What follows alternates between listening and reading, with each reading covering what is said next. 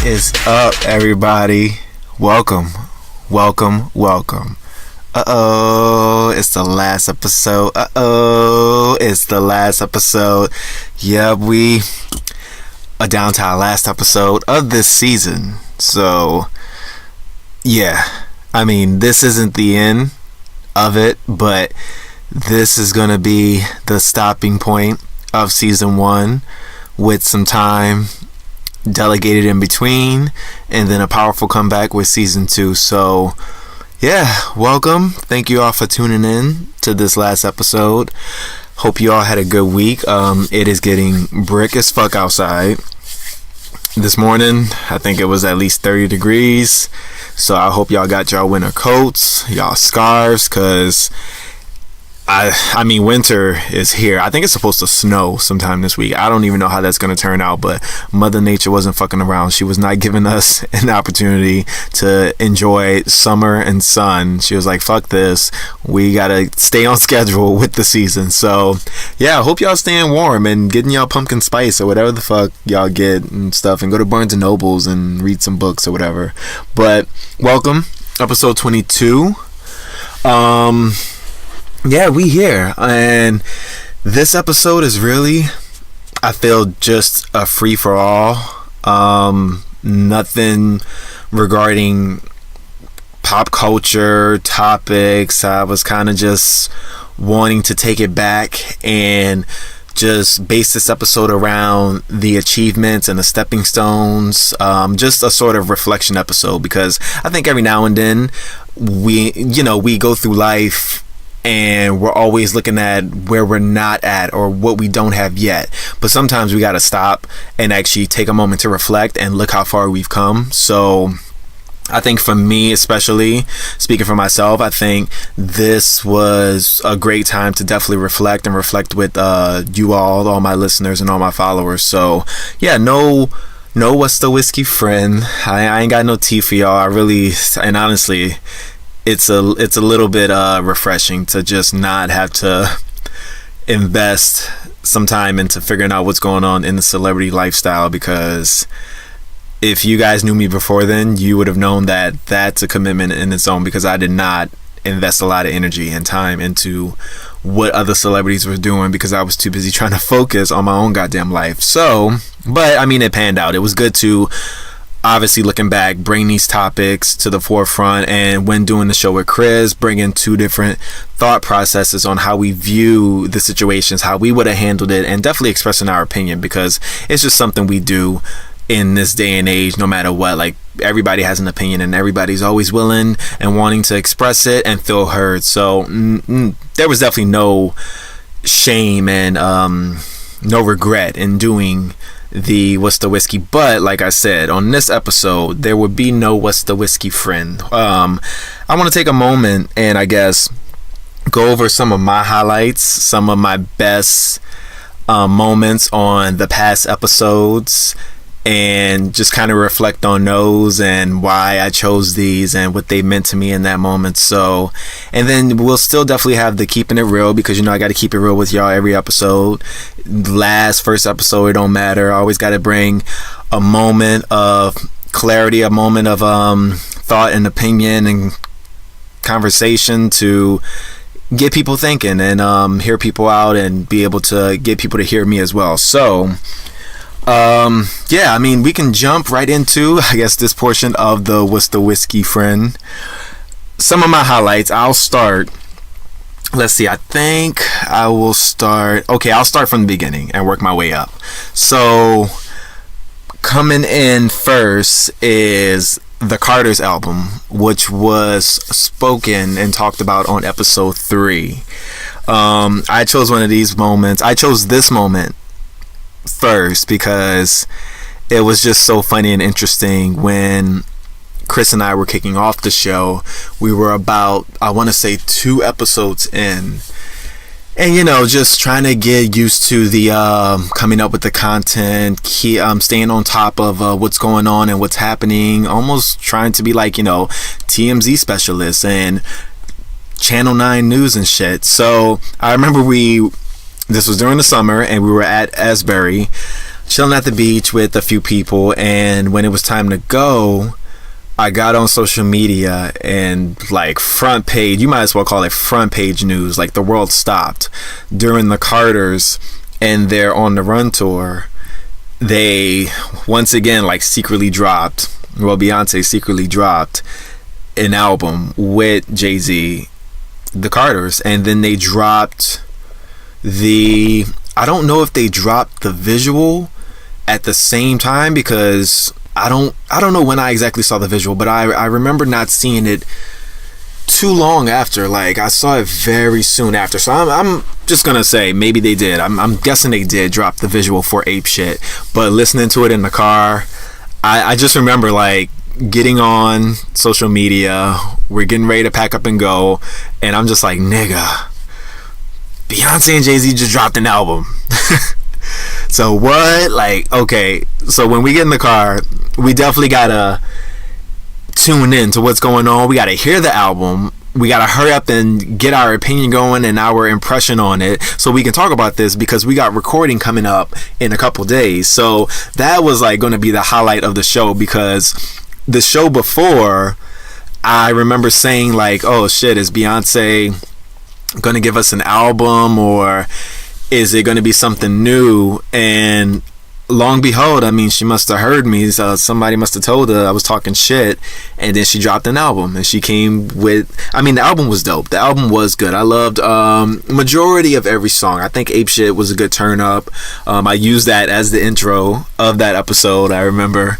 And I like Boss, and I like Friends, so it was a pretty good album for me. And I mean, unfortunately, I didn't get to see her on tour with Jay-Z, but from the videos, I mean, she kills it every time. So that was definitely a special moment, because I remember just the feeling of her dropping the album, where I was located, and like just how excited I was, and how excited I was to hear the album in the car. And I mean, I was just tuned in. I was like, everybody shut the fuck up. We playing Beyonce. I don't need anyone to talk right now, because I gotta tune into the lyrics, to the artistry that's gonna be presented to us. So we need to glorify this moment and pay our respects by keeping our asses quiet. So it was just a funny moment for me, a very interesting moment, especially with the kickoff of the show, and realizing that, okay, I gotta definitely take note of what's happening, and I gotta like check it off the list and be sure that this is something people want to hear. This is something that people definitely want to discuss and talk about, because this is news. So that was good. Next, let's see, I have White Privilege Within the Gay Community, episode 8. So this was a very interesting topic that I had brought up, and I remember bringing it up, and even in the episode mentioning that with the consent of a Facebook friend, he mentioned his experience in New York City, and how it wasn't even in New York City, it was just on social media, and how he expressed the reality of racism even happens in the gay community. And you see it a lot nationwide, but I can say I definitely see it here in New York, that it happens, and I know people that it happened to. So this was something that I definitely wanted to bring to the table and talk about, and bring to the realization, because when this individual tried to discuss it, he received just harsh feedback, and not even, I wouldn't even say harsh feedback, but just ignorant feedback from a follower who was gay, who was white, that focused so much on being positive and spreading love, but not being realistic. And I've said it myself, I'm a positive person, I'm very optimistic, I always want to look at the glass half full, but you can't be naive and you can't be ignorant to what's actually happening in front of your face. Like, you can do your best and you can continue to try to spread faith, love, and light, but don't ignore the fact of the injustices that are continuing to happen. And especially you being a individual of non-color, you want to be more empathetic, you want to understand more, and like I've mentioned, try to use your white privilege to have a voice for the people who don't have that voice and don't have that opinion and get treated like this. So this individual just did not understand it. He didn't want to understand. He just kept saying, you know, spread light, spread love, I love you, and I had it hard too. But he just was not acknowledging the fact that this friend was saying, this is what I deal with as a gay black man. And if you're gay, but the fact that you're not even black, how can you sit there and speak on something as if you go through it yourself? It's two different lanes. There's a level of harshness, but the level that gay men, and especially gay black men, go through is on a different level than what a gay white man would go through. So I just thought that was a very interesting topic to bring to the table. I was highly excited. I reached out to him and I asked him if I could use this, because this is something that we need to make more people aware of, especially within the gay community. Because like I said, I've seen it, and I see it happening throughout New York. Some clubs are very discriminated against, like people of color, or they don't want a lot of black gays in their club. It's too ethnic, and just a lot of situations like that. So that was definitely a serious topic that I wanted to bring awareness to, and I thought the conversation overall was just great to have, and for people to hear and express their opinion, and for people who aren't familiar with it, definitely be put on that track to this is what's going on too. So good conversation there. The next thing I have is Rest in Power, episode 9. So man, this one, I don't know if you all haven't seen the Rest in Power documentary on Trayvon Martin. I want to say it was about 7 episodes.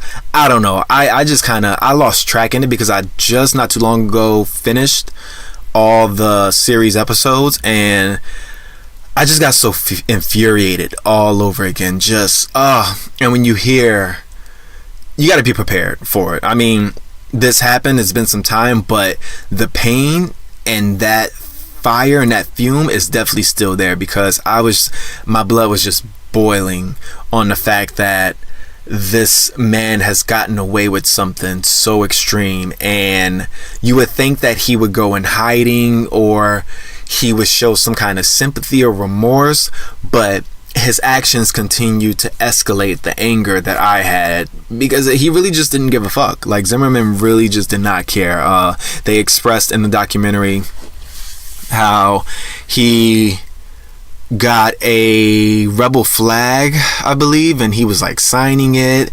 and he was getting bags of Skittles and signing those and handing those out. It was just so disrespectful. And just watching the court case and how the family, like what they had to go through, and to hear the verdict, and gosh, it was just, I felt like I was there. I felt like they were my family too. So when Chris and I talked about this, I think I was around maybe episode 1, but even that first episode like had me in my feelings. I remember watching it on the way to work and just fighting back tears. It was just so heartbreaking to relive that moment again, and continuing finally through the documentary. Just I just hope justice comes some kind of way, like be it karma. It's so unfair, the situation that happened, not only to Trayvon but to his family. And I'm glad to see that they've created a platform out of this, and they are definitely pushing towards the rights of black people in the community and doing good by them. So it's good, and I definitely stand by them in that. It was just so tough, and so heartbreaking to witness that and see someone go through that, and for this guy to get off and be acquitted, and but go continue to make these actions and use the N-word. There were recordings, and he was pretty much bragging about what he did to Trayvon. It's just very, very, very upsetting. And if you guys haven't seen it, just prepare yourself, because it's upsetting. Like it really puts you on a roller coaster of emotions. It did that to me. I felt sad, I felt angry, I just felt like, why is this happening? And this is the country that we live in, and fucking Florida. Like, I lived in Jacksonville for about 5 years, so it's just so disappointing, and like just a big FU to how Florida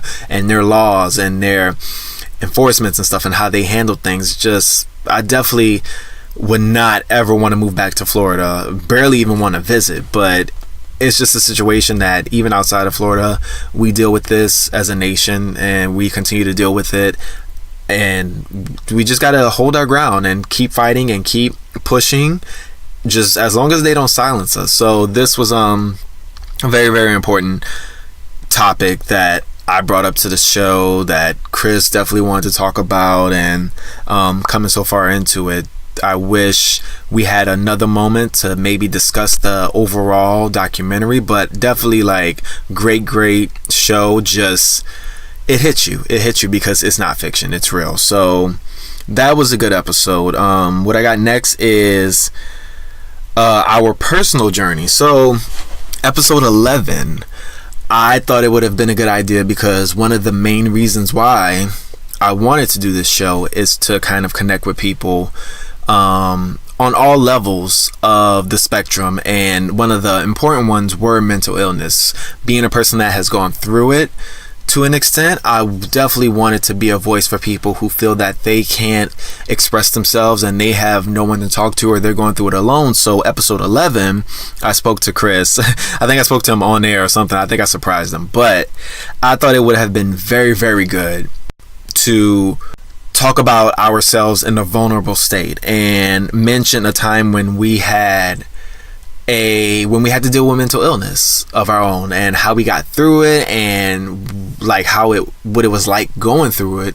So I thought this was gonna give us a chance to show that we are human, and like everybody else, nobody's perfect, and we are always a work in progress. So mental illness is a lot of things that within mental illness that people don't speak about, especially within the Black community, because we've been conditioned to think that you got to act like everything's okay, especially if you're a man. You know, big boys don't cry, so you got to show your toughness and you got to hold it together and hold in your tears and repress all this. But in the long term, this is what causes a lot of addiction abuse and suicide and just physical abuse and verbal abuse. So I thought that would have been a great step to bring what we have gone through to the table and lay our hand down. And I mentioned like my issues with dealing with depression and also dealing with social anxiety for the longest,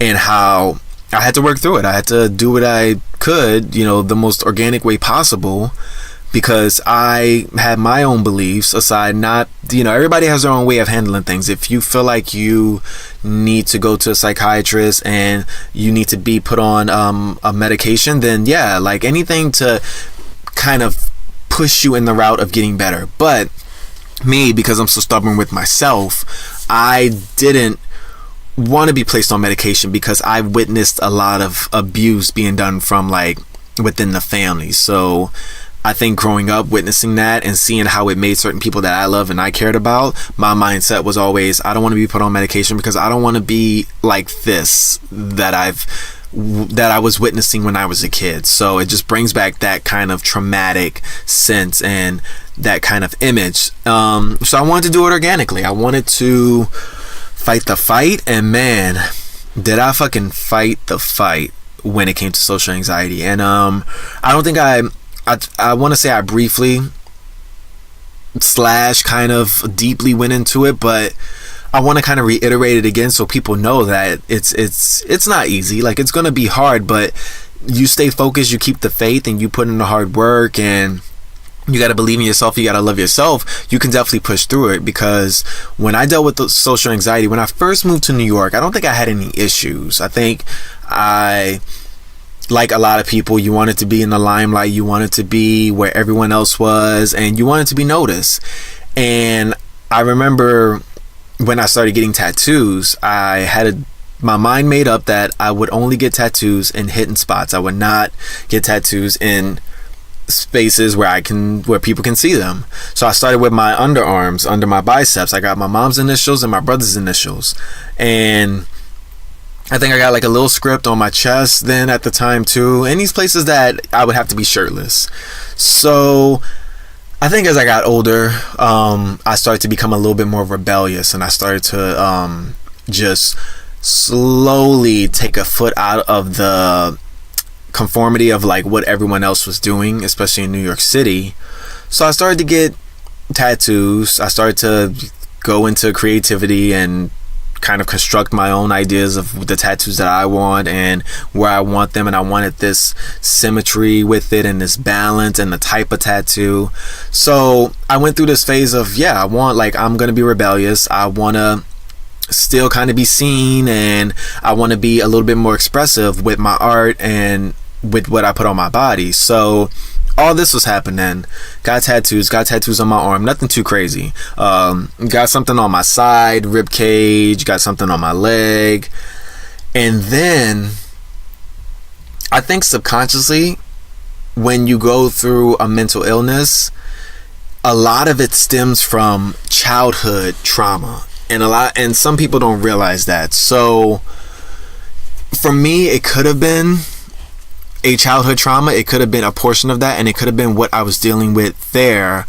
I felt like, based off of my childhood growing up, and it's really no one's fault. It's just you live under a certain household, and there was a certain expectation of me, and I felt like I had to always meet that expectation to get the confirmation and satisfaction from others. So and don't get me wrong, I was well loved as a child, and I have the most amazing family and blessed with so many people in my life that took care of me as a kid. I think just as a child, certain things like what I had to deal with in school, a lot of people don't know, but when I was in junior high, I was jumped as a kid. I was jumped for really no reason, just for being who I was, be it I was finding myself as a gay man or what.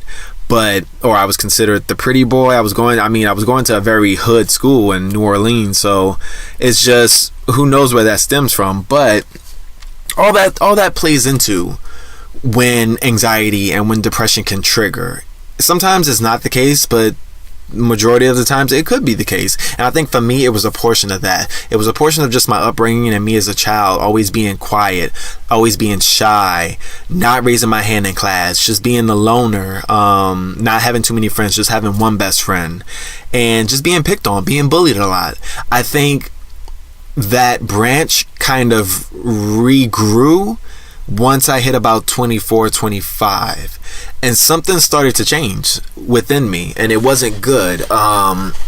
With me indulging in smoking weed a lot, I realized that I was doing it so much, it was having a negative effect on my body. I started to feel like I could not step out. I could not function when I was smoking or when I was under the influence. And when I did step out, the physical symptoms were so severe that there were moments I felt like I was just going to pass out.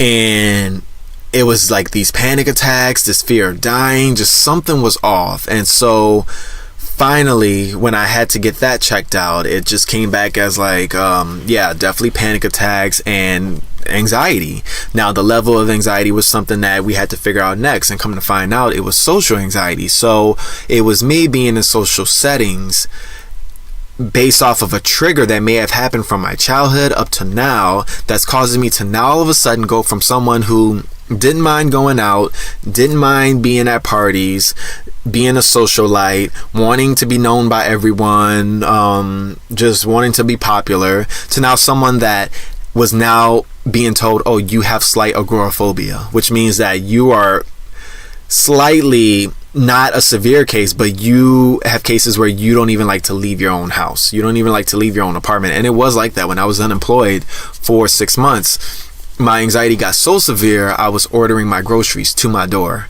That's how severe it was. And I put a pause on a lot of friendships. I kept getting invited out, and I kept declining, and no one really understood because I never expressed it to them, because this was something that I was like, I'm dealing with this, but I'm not cutting my friends off. It's just that I'm trying to process this. I'm trying to deal with it, and the things that they are used to me doing, something has happened to where I don't have the ability to do that anymore. I feel so weird when I step out, and it got to a point where I didn't want to be looked at. I didn't want to be stared at. I didn't want to be noticed because I felt like I was going to be judged. It was a lot. My mind was just so out of itself and focused on what other people were thinking about me. And it was such a switch of like the light switch. It just happened overnight to where I was this person and now I'm not this person. I don't know who I am anymore. I just know that I wish I was invisible when I stepped out. Got so severe that when I started to get back into work and I started to catch the subway trains, I had to get off at every other stop because the minute the door closed, I had my head down and my peripheral vision confused me and convinced me to think that everyone was looking at me. And I do get a lot that I look like Drake, or I'd be told I look like Common. I gotten Craig David before. I've gotten a few. So I've gotten Dancing Dan with the hat on.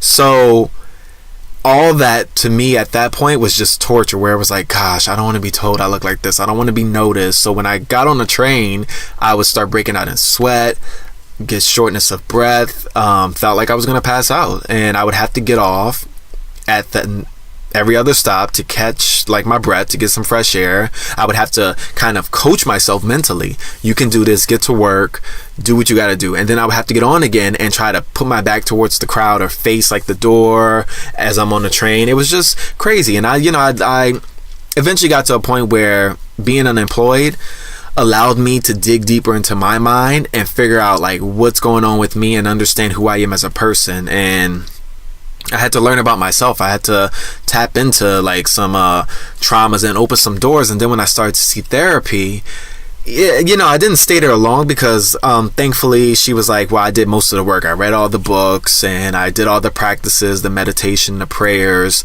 and just the stillness of the mind and the deep inhales of the breath. So I was halfway there, because when you do stuff like that, you're at least working and taking steps to improvement. So it's not that none of that counts. All of that counts. Even if you're not fully what you would consider fully cured, you're definitely taking and making your marks to get there. So that's an applaud in its own. But I just had to tap into my own mind and figure out what was going on with me and try to reprogram my brain and really reset my brain into being more conscious of things, because then I started to realize it was my own mind against me. My own mind was telling me, yeah, these people are judging you, you're not good enough, you ain't shit, you ain't cute, nobody gonna like you, you a fuck up, blah blah blah blah blah. And all of our minds tell us that. We got that part of our mind that will tell us like, yeah, you ain't gonna make it, you ain't gonna do this, give up now. But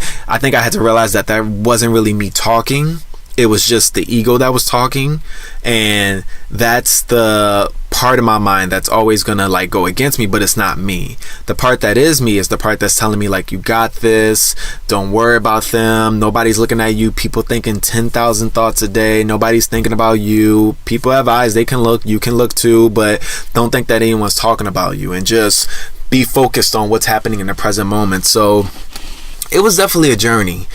And I know I rambled on about this because I guess I had to truly speak my mind on this whole mental illness and my struggle with mental illness. But this was something that I know we had a lot to talk about, but I could have dedicated a whole episode to the topics around mental illness. But I guess obviously there's going to be more episodes in the future where we dive into mental illness and discuss all the different types of mental illness and how the best tactics to deal with it, and just like let people know that a lot of people are dealing with this. You're not alone, so don't feel alone, because mental illness is definitely happening. It's just that we feel that we have to silence ourselves because we're looked at as weak or weird, and we're judged in a harsh manner, but we're all dealing with it to some form, to some extent.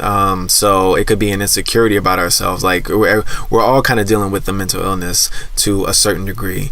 But that was the gist of me going through my whole social anxiety, like in depth. And I mean, it took some time. It took like 4 to 5 years of dealing with it. And to this day, I still deal with it, but I've learned to cope. So when triggers happen, I know how to stay present. I know how to focus on my breathing. I know how to just coach myself and keep myself in that moment to where it's not a fight or flight with me. It's not I gotta run, I gotta get out of here, I'm about to pass out, or I'm breaking out in sweats, or I feel flushed or whatever. It's a progress. It took me a while to get there, but I eventually got there to where I can socialize again in a comfortable setting, and I don't feel like it's forced or it's not awkward. I know how to actually articulate my words when I'm not having the whiskey lifts, but I know how to actually speak to people and not get my brain scrambled and not get worried about, am I doing this right or am I doing that right?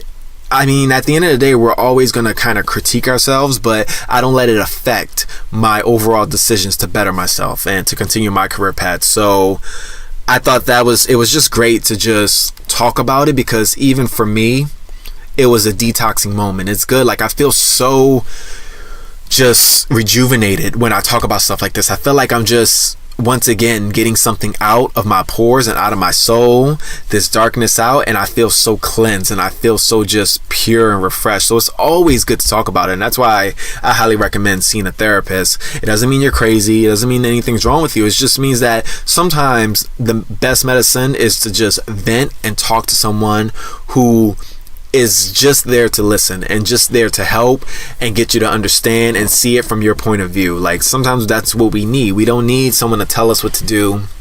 We don't always need someone to, you talk to them and then they try to compare it to their problems, because we got people like that. I mean, I probably have done that too without even realizing it.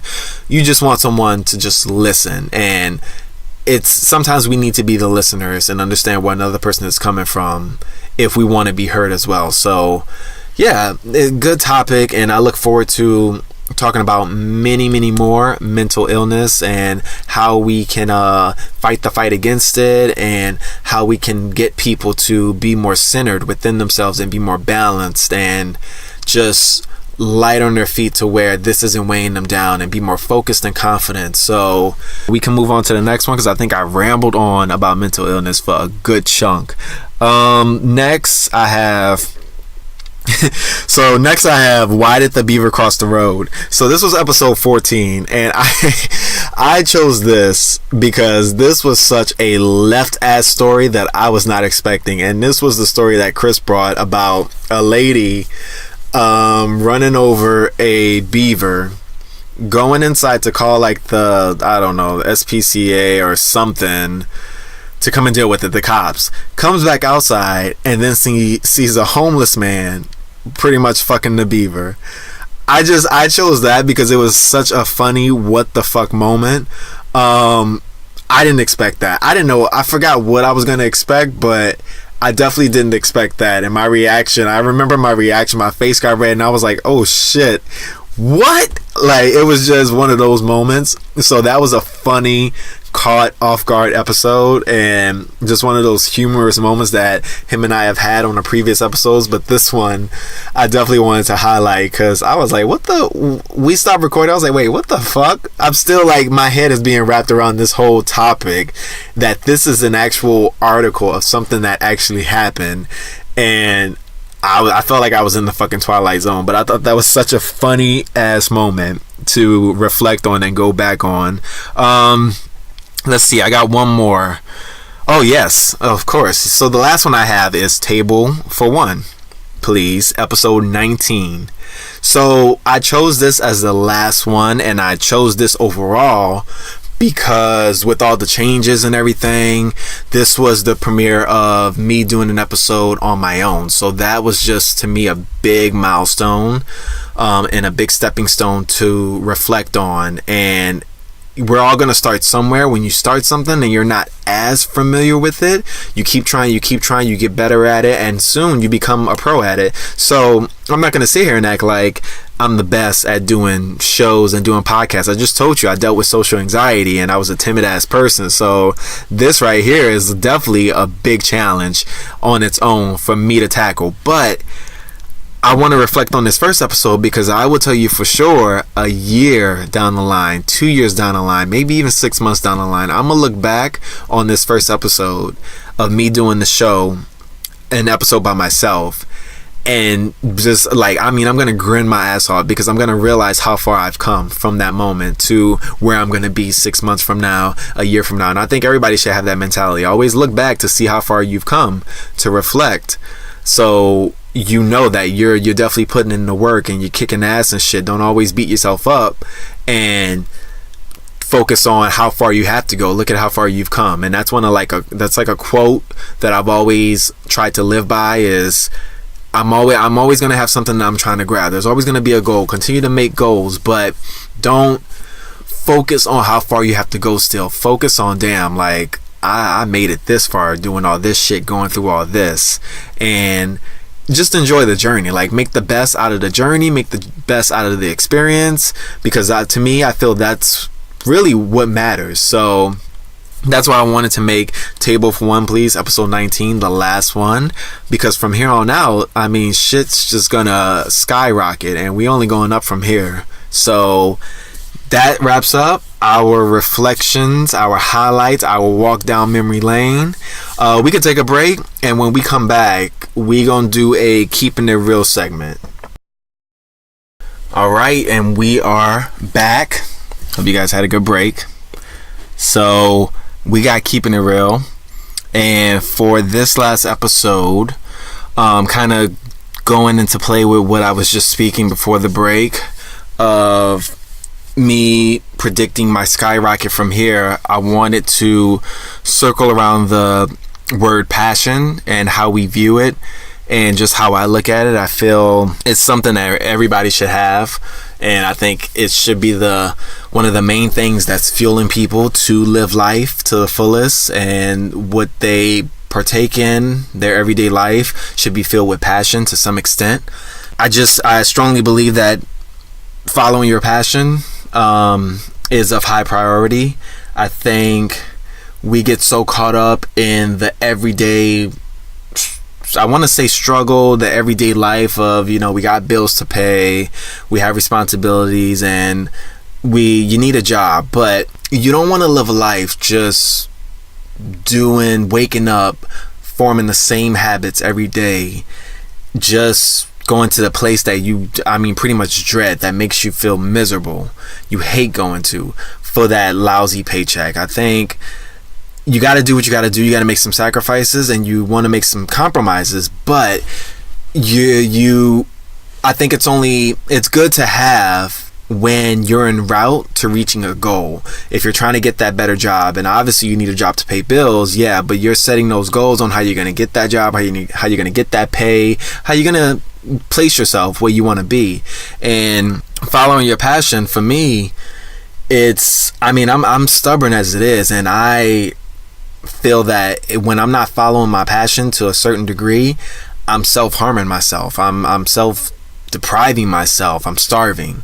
And it's disrespectful for me to treat myself that kind of way, where if I'm not happy at a job, why am I allowing myself to wake up day in and day out to go to this job, to deal with this type of energy and these people that I don't even want to be around, and to do things that I have no interest in doing? So for me, I always try to stay strong on following your passion, and this show and this podcast has always been one of those passions. I mentioned before that I pretty much brainstormed this for 2 years now, and 2.5 years on, I have great conversations with people, everyday walks of life, and people in my circle, and friends, and people that I just come across at work. I have great conversations, and these conversations would be great to vocalize on a platform for other people to hear. And the topics that I talk about, the topics that we discuss and we bring to the table, would be good topics for other people to jump in and relate to and have their opinion and express how they feel about it. So yeah, I was brainstorming this idea for the longest, and things happen. It started off with one idea of it being a duo show, and we got to be ready for things to switch. That's how the universe works. That's how God does it. It's not going to be just a straight path. There's going to be a few bumps in the roads, but that's how you learn your lessons, and that's how you improve, and that's how you grow. At least that's how I see it. I don't think it should be easy. I don't think life should be easy, because then you don't look back and reflect on the things like was a learning lesson for me. This is what I learned to do. This is what I learned not to do. That was a moment of realization, and that was a moment of gratitude and appreciation. So I always feel like it's supposed to be kind of like a lifeline. It's going to be up and down. You don't want it to be just simple and stagnant, because that's just a boring life. I just think that it's too stale. It's not a life to live. Like, you want to have the ups and downs and enjoy both to the best that you can. But then there's going to be changes, and with this and this show and this platform, unexpected changes, but with the understanding of, like, people, we got to do what we got to do.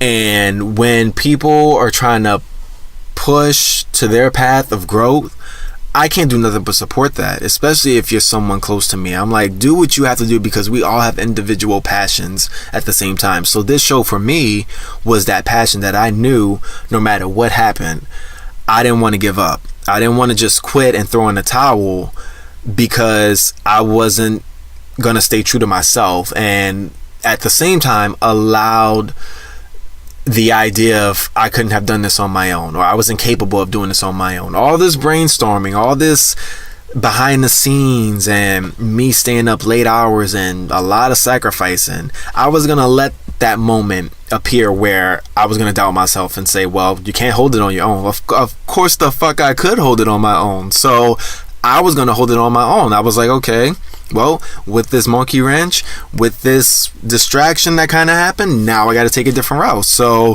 what I'm going to do is I got to go back to the drawing board. I got to come up with a whole new platform, but I'm not stepping out. I'm not throwing in the towel just like that. I mean, I come way too fucking far to just give up when it hasn't even been a full year yet. I was like, no, I'm going to make this shit happen, because at the end of the day, I was going to hold myself down no matter what. So the plan B was always, if things didn't go the way I had hoped it to go in the first spot, that would have been understandable, but I still have my own back. I still have my own ground to stand. So I'm following this passion, and I think, don't give up on your passion. Don't allow yourself to be defeated. Like, love yourself and support yourself and be your number one fan, and follow your passion. Follow what you want to do. And if you are not there now, focus on trying to get there, and figure out an outline and a plan and a blueprint on what you're going to do to get there. You want to get to this job, then you got to figure it out. You got to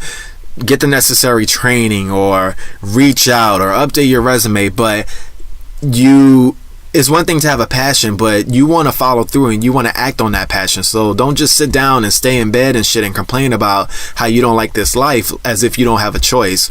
Nobody but you put you there. So I don't want to hear that you're stuck in this job, or you're stuck doing this because you got bills to pay. Well, I mean, how long have you been saying this? For years now? Because I think about a year ago, had you planned accordingly, you probably could have did what you had to do to get out.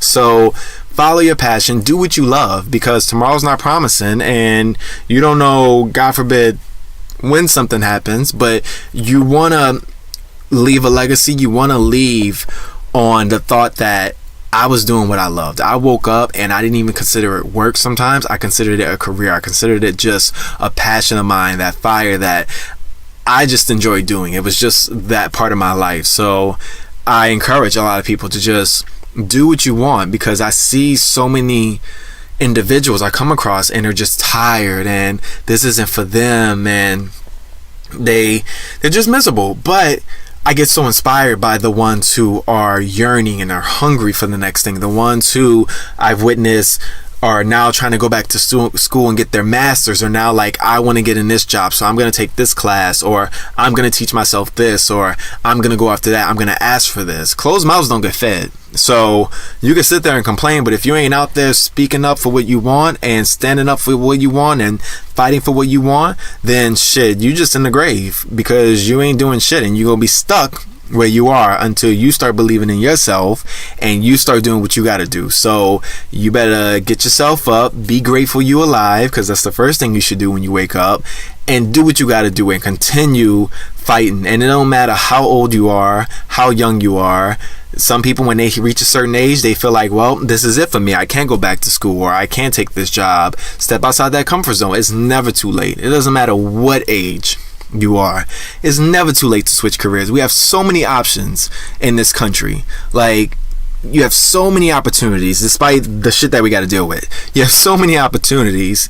Don't limit yourself to just doing this for the rest of your life when you know, because some people, they don't mind, and that's great. If you want to do that one job for the rest of your life, then you do it, as long as you're happy. But if you're not happy, then what the fuck are you doing? You just letting your life pass by. You only get one life.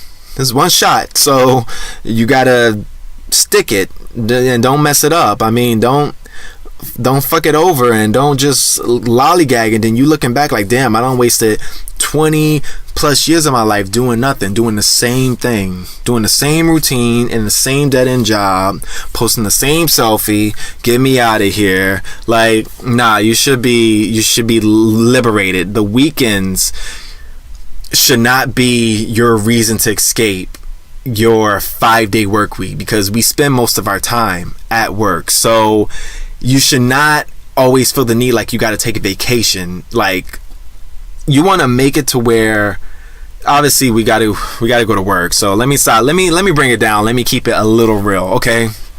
Yeah, there's gonna be some things we're not gonna like.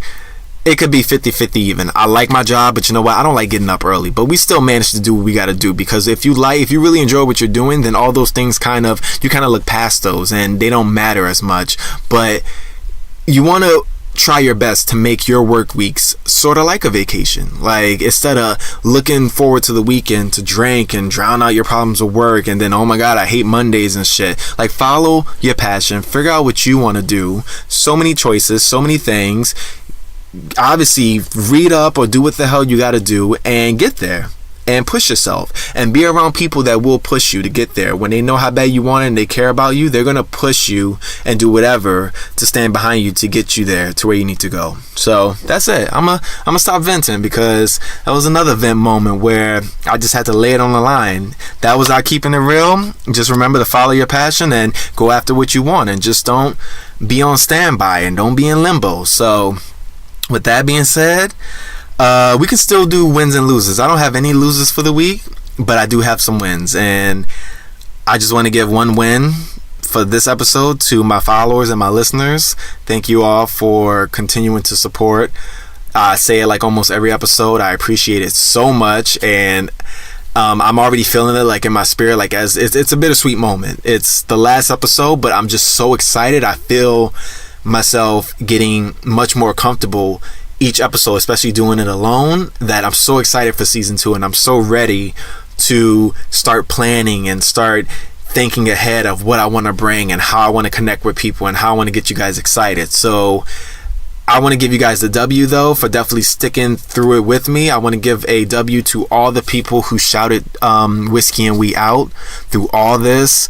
It was just so great. Like, I was so humble, and I didn't know what to do with that much support. The constant Instagram shout outs, the Facebook shout outs, the like, the comments, the people subscribing, and my weekly check-ins from people who have now become good friends and very good acquaintances and good partners and potential business partners who give me honest feedback and have always been a supporter of the show because they see the potential and they see, like I said, the passion behind it. Yeah, you all get the W. Like, my family gets the W. All my friends who have backed me up on this, and even my haters who have who have stood behind me on this and talked, like, you know, we're always gonna have haters. So the ones who have even stood behind me and probably under their breath, oh, this is whack, oh, this ain't going anywhere, or this is like another one, or blah blah blah, negative. I don't feed into that. At the end of the day, I know where I'm going with this, so I'm gonna continue doing it, and I'm gonna reach the audience and the niche that I want to reach no matter what. So yeah, everybody's gonna get a W for this, but mainly, like I said, my followers and my supporters. You guys have gotten me this far, so yeah, I truly appreciate it. I hit over 2,000 total. Whiskey and Weed hit over like 2,000 plays and downloads. So I didn't expect it to be that much in just a short time span, and I'm just truly humble. I'm truly blessed, and I wish nothing but blessings for everyone else on their paths and everything. So yeah, you guys get the W. While we close out the show, I just want to say, although the show will be on pause, on temporary, season 1 is done, I encourage you guys to let people know who are not familiar with Whiskey and we currently have 22 episodes total, so they can catch up. They're still enjoyable episodes. Get your laughs, get your likes, re-listen to some. I mean, the pop culture may be outdated, but the conversation is still just as funny, and it's still there, and it's still organic. So let other people know who haven't heard of Whiskey and Weed. Definitely pass it on. And in the meantime, during the break, I'll still continue to keep the social platform going, so you'll still catch Whiskey and We at Instagram. We have Twitter as well. Whiskey and We is also on, what else is it on? Is it on Facebook? It's not on Facebook yet, because I barely get on Facebook. I mean, I'm trying this. I can connect it maybe, I don't know, but Instagram is the main thing. Twitter, I don't even use Twitter like that, but I'm using Twitter now.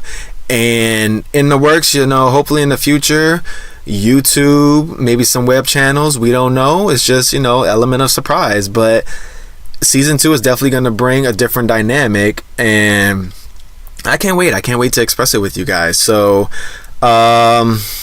what else do I have? I mean, our show is still going to be on iTunes, still going to be on Spotify. So definitely check the show out. And I'm going to be, if you have any questions or comments, concerns, you can still reach out via email at whiskeyandwe@gmail.com. So this is your host, Terry, and I'm going to wrap this up. I hope you all have a wonderful Thanksgiving. Don't be acting crazy as fuck on Black Friday, because I know the retail environment, and don't be that customer. Don't be running in Walmart trampling someone's baby over a goddamn TV. Don't do it. It ain't worth it. Like, enjoy time with your family. Shop, be safe, but don't be ignorant. Ain't nobody got time for that. Hope you all have a good Christmas, because I won't be around for that, only through social media. And New Year's as well. I mean, shit, it's 2019 is about to be here. We got like less than 49 days, I want to say. So it's a lot of planning. It's a lot of parties, ugly Christmas sweater parties and shit, and then New Year's and resolutions and transitions. So I hope everyone just enjoys the last few holidays of the year and come into 2019 with a stronger mindset and set a resolution, and definitely follow through with it on being a better person than you were last year, being a better person than you were yesterday, and just improving overall your quality of life. So checking out for the rest of the year. I'll see y'all next year.